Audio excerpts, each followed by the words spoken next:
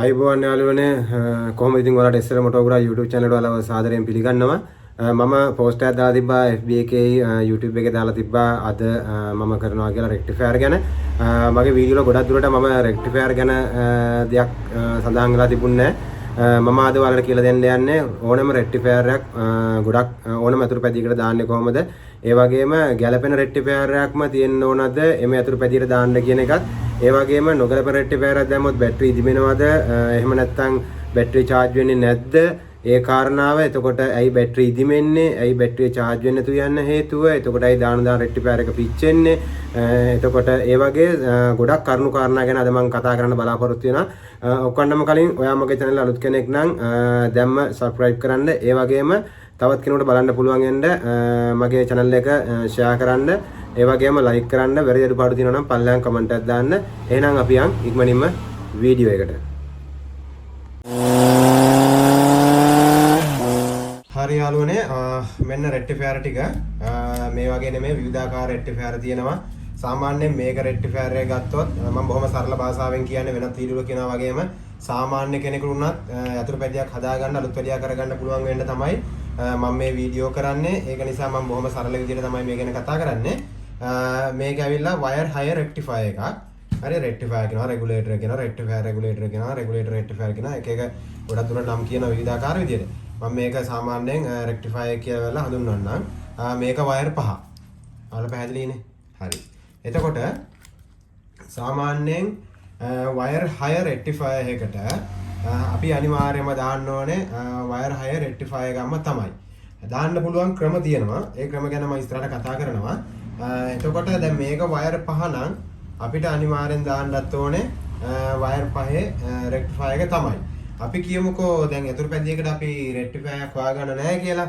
සාමාන්‍යයෙන් මේක නම් මේක GY6 යතුරු පැදිය වලට dyno වලට ඒ වගේම සාමාන්‍යයෙන් AX1 වලට දාන්න පුළුවන්. ඒ වගේම රණමොටෝ පතාය ඒ වගේ ඒ වලට දාන්න පුළුවන් rectifier කීපයක් තමයි මේක මෙතන තියෙන්නේ. ඉතින් මෙහෙමයි මේක කරන්නේ. සාමාන්‍යයෙන් coil pack එකක් ගත්තාම coil pack එකේ කහ පාට wire තුනක් එන මාදිලි තියෙනවා. මම දැන් මේක පැත්තෙන් තියෙනවා මම මේ ගැන කතා කරන්නම්. එතකොට මාදිලි තියෙනවා wire 6 මාදිලි. එතකොට මේ wire 6 මාදිලියට අපිට ගොඩක් දුරට මේ wire 6 මේ rectifier එකක් කඩේකින් අපිට අරගෙන ගොඩක් දුරට අමුණන්න පුළුවන්. හරිද? අමුණ ගන්න විදිය මම මේ වීඩියෝ එකේ දාලා තියෙනවා ඩයග්‍රෑම් එක. ඒක නිසා වීඩියෝ එක බලන්න නැතුව ඒ ගැන අහන්න එපා. මොකද අනිවාර්යයෙන් මේ වීඩියෝ එක සම්පූර්ණයෙන් බලලා තමයි ඔයාලට අයිඩියා එකක් ගන්න පුළුවන් වෙන්නේ. මම මේ වීඩියෝ එක අතරමැදි මේ හැම මේ රෙක්ටිෆයර් එකම ඩයග්‍රෑම් එක දානවා. ඔයාලා කොහොමද වයර් එක අමුණ ගන්න කියලා. එතකොට දැන් මෙතන වයර් කහපාට වයර් තුනක් තියෙනවානේ. මේ කහපාට වයර් තුන අපි අමුණ ගන්නේ කොයිල් පැක් එකෙන් එනවා වයර් තුනක්. ඒ කියන්නේ බැටරි charging කොයිල් පැක් එකෙන් එනවා වයර් තුනක්. හරිද? මම මේකත් බොහොම සරලව ඔයාලට කියලා දෙන්නම් කොයිල් පැක් එකකුත් මෙතනට අරගෙනම. හරි. ඒ කියන්නේ මෙන්න මේ තියෙන්නේ. මෙන්න මේ කොයිල් පැක් එක එනවා. මේ කොයිල් පැක් එකේ වීඩියෝ එකක් මගේ මේ channel එකේම දාලා තිනවා. ඒකත් පොඩ්ඩක් බලන්න දුරවලට ලොකු අවබෝධයක් ගන්න පුළුවන්. කොයිල් පැක් එකේ මෙහෙම වයර් තුනක් එන්නේ. මම මේක ගොඩක් කියලා දීලා තියෙනවා. මේ තියෙන්නේ charging කොයිල් ටික. 1 2 3 4 5 6 7 8 9යි. හරිද? මේ තියෙන්නේ charging කොයිල් ටික. මේ කොයිල් වලින් තමයි ඔයාලගේ බැටරි එක charge වෙන්න අවශ්‍ය කරන AC විද්‍යුතය සපයන්නේ මෙන්න මේ කොයිල් එක. මම මේක ගැන මීට කලින් වීඩියෝ එකේ සඳහන් කරලා තියෙනවා. ඔයාලා මේක ගැන දන්නේ නැත්නම් කලින් වීඩියෝ එකට ගිහලා බලන්න මේක මොන කොයිල් එකද කියලා. මම අද කතා කරන්නේ charging පැත්ත ගැන. ඉතින් මේ කොයිල් පැක් එකෙන් තමයි අපිට light කොයිල් කියනවා සමහර අය. එතකොට charging කොයිල් කියනවා විවිධාකාර නම් හඳුන්වනවා. ඒ කොහොම වුණත් මේ කොයිල් සෙට් එකෙන් තමයි අපිට සාමාන්‍යයෙන් AC කරන්ට් එක පාස් වෙන්නේ. එතකොට AC කරන්ට් එක එන එක මේ තුනෙන් ඇවිල්ලා ඊට පස්සේ මෙන්න මේ රෙක්ටිෆයර් එකේ මේ කහපාට වයර් තුනට එනවා. මේ මෙහෙම තමයි මේක සෙට් වෙන්නේ. මේක මෙහෙම නෙමෙයි. මේක ඇවිල්ලා වයරින් හනස් දිගේ ඇවිල්ලා ඒක වෙනවා. ඒක එන්නේ. එතකොට අපි මේක ක්ලිප් වුණා කියන්නකො. එතකොට මෙතනින් ඉතුරු වෙනවා තව වයර් තුනක්. එතකොට මෙන්න මේ කළු වයර් එක යනවා ඉග්නිෂන් ස්විච් එකට. හරිද? ඒක යනවා කළු පාට ස්විච් එක. ඒක මේ වයර් එක යනවා එතන ස්විච් එකට. එතකොට මේ රතු වයර් එක තියෙනවානේ. මේ රතු වයර් එක තමයි පොසිටිව්. එහෙම නැත්නම් ධන මේකෙන් කරන්ට් එක AC කරන්ට් එක පිරිසුදු වෙලා එන DC වෝල්ටේජ් එක එන්නේ මෙන්න මේ රතු වයර් එකයි මෙන්න මේ කොළ වයර් එකනුයි. එතකොට මේ දෙක සම්බන්ධ වෙන්නේ බැටරියට. එතකොට මේ දෙක අපි කොයිල් පැක් එක හොඳයි නම් රෙක්ටිෆයර් එක අපි හරියට හයි කරලා නම් බැටරියට සවි කරාට පස්සේ අපි මල්ටිමීටර් එක ආධාරයෙන් බලා ගන්න ඕන වෝල්ටේජ් එක සාමාන්‍යයෙන් 13මාරක් 14ක් එනවද කියලා.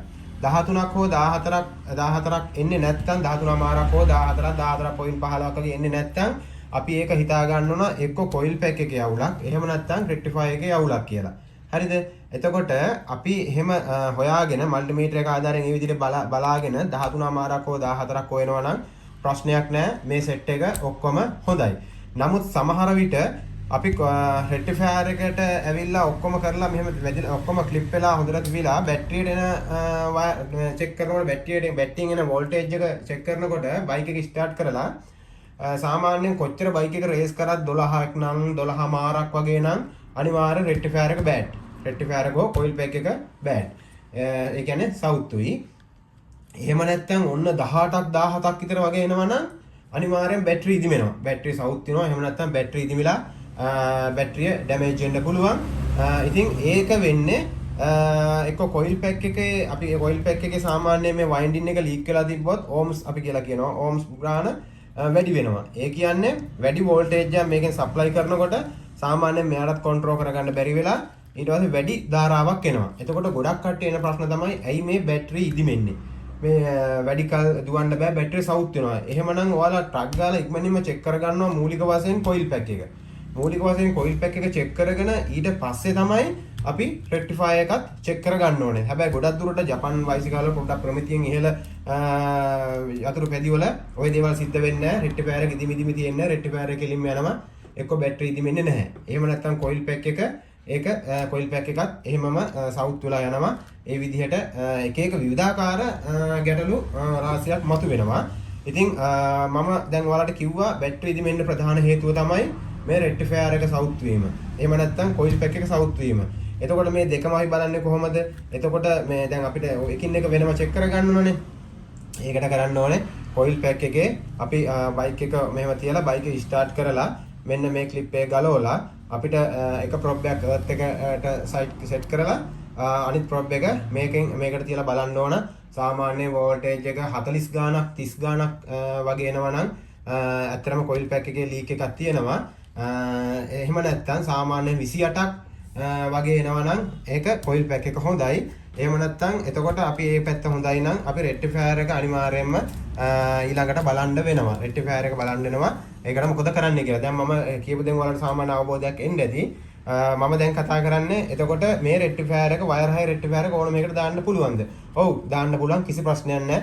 මේක GN125 AX1 ඒ වගේ වයර් හයි එන ඕන මේකට දාන්න පුළුවන්. බොහොම සරලයි. එතකොට මේකේනවා කහ වයර් තුනක්. එතකොට වෙනත් කොයිල් බෑක් වලින් වෙන පාටවල් එනවා. ඒ පාට එනකොට එක වගේ පාට තුනක් තියෙනවා නම් ඒ පාට තුනට මේ තුන ඇමුණුවා. ඊට පස්සේ මේකේ කළු වයර් එක ස්විච් වයර් එකට අමුණනවා. ඒ වගේම රතු වයර් එක ඔයාලා දන්නවා charging පැත්තේ તો කොහොමත් මේක එතන හයි කරාට පස්සේ මේක කොයිල් පැක් එකට හයි කරලා පස්සේ මේ දෙකෙන් තමයි ඔයාලට අදාළ කරන 13 මාර එහෙම නැත්නම් 13 වෝල්ටේජ් එක නිකුත් වෙන්නේ.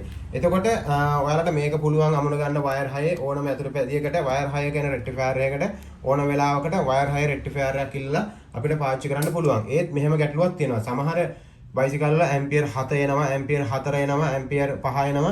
ඒ වගේ අතරතුරදී අපි ඒ ගැන පොඩ්ඩක් අවධානය යොමු කරන්න ඕන.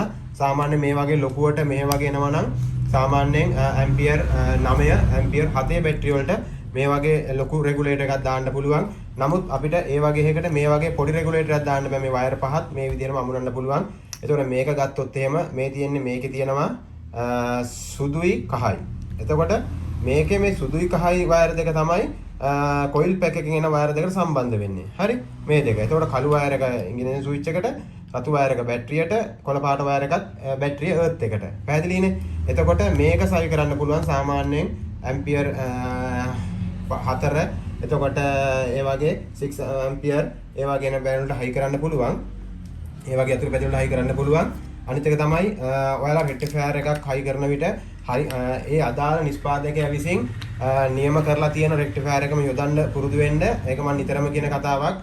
අපි මේවා එකක් මොඩිෆයි කරලා අතුරු පැදියකට රෙක්ටිෆයර් එකක් හොයාගන්නම නැත්නම් විතරක් මේ වගේ දේවල් ක්‍රම උපයෝගී කරගන්න ගොඩක් දුරට සමහර අතුරු පැදිය වලට මේ වෙනකොට අමතර කොටස් හොයා ගැනීමට බැරි වෙලා තියෙනවා. ඒ වගේ අතුරු පැදිය වලට මෙන්න මේ වයර් 6 රෙක්ටිෆයර් භාවිතා කරන්න, වයර් 5 රෙක්ටිෆයර් භාවිතා කරන්න, වයර් 4 රෙක්ටිෆයර් එකත් භාවිතා කරන්න පුළුවන්. වයර් 4ක් ගත්තොත් වයර් 4ෙත් මම ඩයග්‍රෑම් එක දානවා, වයර් 5ෙත් ඩයග්‍රෑම් එක දානවා, වයර් 6ෙත් ඩයග්‍රෑම් එක මම මේ වීඩියෝ එකේ දානවා. ඔයාලට මම මේ කියන දේෙන් බලලා අයිඩියා එකක් ගන්න පුළුවන්.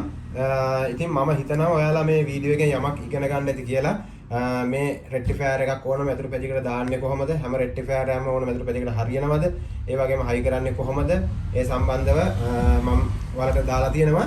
ඉතින් ඩයග්‍රෑම් ටික ෆලෝ කරන්න අනිවාර්යයෙන්ම මම නිතර කියන්නේ එක ඩයග්‍රෑම් ටික බලන්න නැතුව වීඩියෝ එක ස්කිප් කරලා අහන්න එපා කොහොමද හයි කරන්නේ මේක කොහොමද හයි කරන්නේ කියලා. ඉතින් හරි එච්චර තමයි මට ඔයාලට කියන්න තියෙන්නේ. හරි එහෙනම් ඔයාලට සුබ දවසක්. ආයේ වීඩියෝ එකකින් හම්බෙමු. මතක් කරලා වැරදි අඩුපාඩු දිනන පල්ලෙන් කමෙන්ට් එකක් දාන්න. ඔයාලට ඊළඟට ඕන වීඩියෝ එක මොකක්ද කියලාත් අමතක කරන්න එපා දාන්න. එහෙනම් ඔයාලට සුබ දවසක්. එස්.එල්. මොටෝ ගුඩා වෙනුවෙන් මම නිලංක.